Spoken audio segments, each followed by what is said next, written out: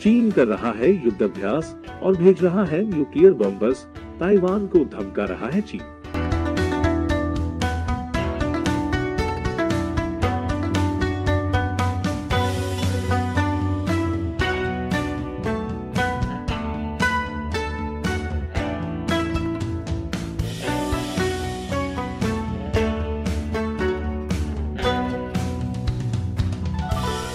मैं जानता हूं इस हफ्ते आप सभी का ध्यान केवल अफगानिस्तान की तरफ रहा है और इस वजह से आप सभी को ये नहीं मालूम होगा कि चीन ताइवान के नजदीक एक युद्ध अभ्यास कर रहा है। और ताइवान के रक्षा मंत्री के अनुसार ताइवान के हवाई क्षेत्र में 11 चीनी विमान आए थे, जिसमें 2 परमाणु सक्षम H-6 के बम वर्षक और 6 J-16 लड़ाकू विमान शामिल थे।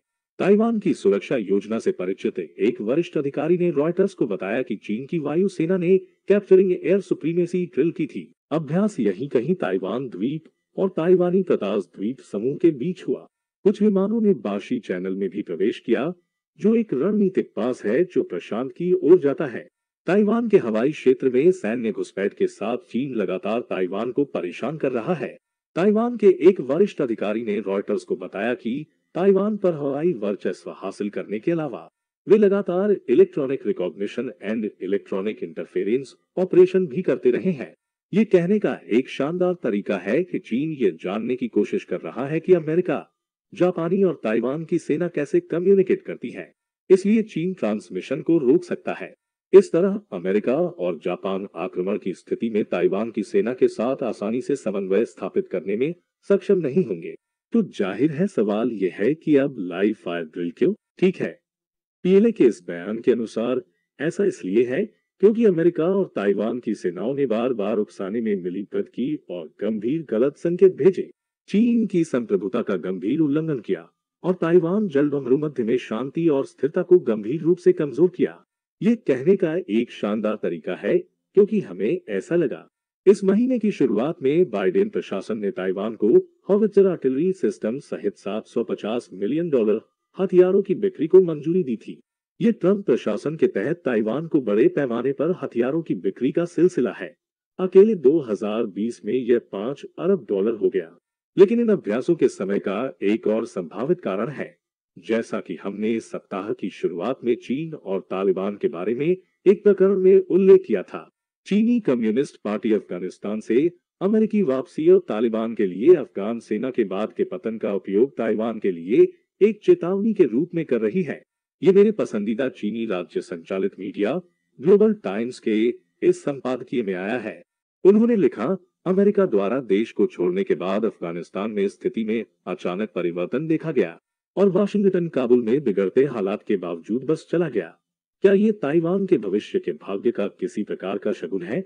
अफगानिस्तान में जो हुआ उससे ताइवान को ये समझना चाहिए कि एक बार जल भूमध्य में युद्ध फिर जाने पर द्वीप की रक्षा घंटों में ध्वस्त हो जाएगी और अमेरिकी सेना मदद के लिए नहीं आएगी। परिणाम स्वरूप ताइवान के अधिकारी शीघ्र ही आत्मसमर्पण कर देंगे, जबकि कुछ उच्च स्तरीय अधिकारी विमान से भाग सकते हैं। खतरा और तुलना बहुत स्पष्ट है। इसलिए परमाणु सक्षम बम वर्षकों सहित लाइव फायर ड्रिल आयोजित करके चीनी कम्युनिस्ट पार्टी चाहती है कि ताइवान गणना करना शुरू करे, संदिग्ध अमेरिकी समर्थन पर भरोसा करे या कम्युनिस्ट पार्टी के साथ एक समझौता करे। 2012 में स्कारबोरो शोल घटना के बाद से चीनी शासन पूरे एशिया में यही संदेश भेज रहा है। स्कारबोरो शोल यहाँ फिलीपींस के बहुत करीब है, लेकिन चीन द्वारा भी दावा किया जाता है फिलिपिनो मछुआरों ने पीढ़ियों से शोल का इस्तेमाल किया है, लेकिन 2012 में चीन ने अपने समुद्री मिलिशिया को उस पर कब्जा करने के लिए शोल पर भेज दिया। अब अमेरिका की फिलीपींस के साथ आपसी रक्षा संधि है और जब ये लगने लगा कि चीन और फिलीपींस वास्तव में शोल पर वार करेंगे, तो अमेरिका को कदम उठाना पड़ा। राष्ट्रपति ओबामा और उपराष्ट्रपति जो बाइडेन के नेतृत्व में अमेरिका ने दोनों पक्षों को मेज पर लाया और दोनों को शोल छोड़ने के लिए राजी कर लिया। अगले हफ्ते फिलीपींस के जहाजों ने स्कारबोरो शोल को छोड़ दिया और घर लौट आए। हालांकि चीनी इस क्षेत्र में रहे और फिर अमेरिका ने कुछ नहीं किया। चीन आज भी स्कारबोरो शोल पर कब्जा करता है। ये चौंकाने वाला था, यहाँ तक कि चीनी शासन के लिए भी। ऐसा लग रहा था कि चीन के खिलाफ अपने सहयोगियों की रक्षा के लिए अमेरिका की गिनती नहीं की जा सकती और इसलिए चीनी शासन ने शुरू किया जिसे वह स्कारबोरो मॉडल कहता है। चीन के लिए धीरे धीरे एक समय में एक भूमि विशेषता को तोड़कर पश्चिमी प्रशांत पर नियंत्रण करने के लिए एक टेम्पलेट, एक प्रकार का वृद्धिशील संशोधनवाद जो धीरे धीरे अमेरिका को कभी भी प्रदान किए बिना निचोड़ता है। टकराव का कारण तभी चीन ने दक्षिण चीन सागर में इन मानव निर्मित द्वीपों के निर्माण में तेजी लाई। अमेरिका ने चीन को रुकने को कहा, उन्होंने नहीं सुना, तो अमेरिका ने कहा ठीक है, बस उनका सैन्यीकरण मत करो, और चीनी शासन ने नहीं करने का वादा किया। वास्तव में शी जिनपिंग ने व्हाइट हाउस की अपनी राजकीय यात्रा के दौरान राष्ट्रपति ओबामा के साथ एक संयुक्त संवाददाता सम्मेलन में ये बात कही। प्रासंगिक निर्माण गतिविधियां जो चीन स्प्रेटली द्वीपों में कर रहा है, किसी भी देश को लक्षित या प्रभावित नहीं करती है, और चीन का सैन्यीकरण को आगे बढ़ाने का इरादा नहीं है। फिर चीन ने द्वीपों पर मिसाइल लॉन्चर लगाए और उन्हें आवश्यक सैन्य सुविधाएं कहना शुरू कर दिया। चीनी कम्युनिस्ट पार्टी जानती है कि ताइवान के लिए युद्ध एक आपदा होगी। यही कारण है कि इस प्रचार अभियान ने ताइवान के वायु रक्षा क्षेत्र में लगातार सैन्य घुसपैठ का समर्थन किया है।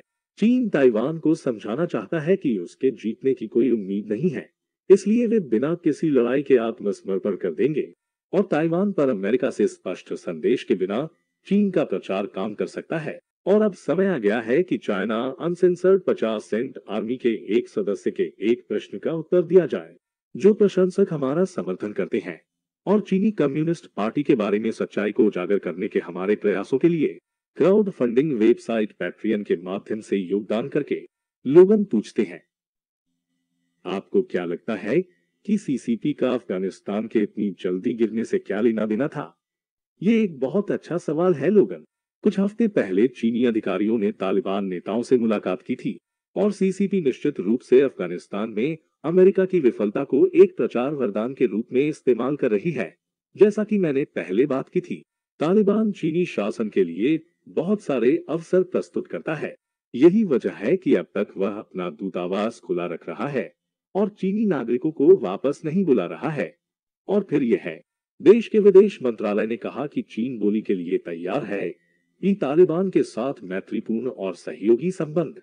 साथ ही सीसीपी नहीं चाहती कि अफगानिस्तान को अराजकता में फेंक दिया जाए, इसलिए चीनी शासन इस बात का राजनीतिक हिसाब कर रहा है कि वे तालिबान पर कितना भरोसा कर सकते हैं। इसका सबसे बड़ा संकेत ये होगा कि वे अफगानिस्तान में कितना निवेश करना शुरू करते हैं। यदि पैसा बहने लगता है, तो इसका मतलब है कि सीसीपी को लगता है कि वह तालिबान के साथ अच्छे संबंध बनाए रख सकता है, और हो सकता है कि उसके उदय में उसका हाथ हो। आपके प्रश्न और आपके समर्थन के लिए धन्यवाद लोगन, और पैट्रियन पर बिना सेंसर किए चीन का समर्थन करने वाले सभी लोगों को बहुत बहुत धन्यवाद। हम आपके बिना ये शो नहीं कर सकते थे, इसलिए चीनी कम्युनिस्ट पार्टी को दुनिया के सामने बेनकाब करने की लड़ाई में हमारे साथ शामिल होने के लिए धन्यवाद। यदि आप शामिल होने में रुचि रखते हैं तो patreon.com/china पर जाएं। शो में मुझे आपके प्रश्न का उत्तर देने का मौका देने सहित आपको कई शानदार फायदे मिलेंगे। एक बार फिर मैं क्रिस चैपल हूँ। अगली बार मिलते हैं।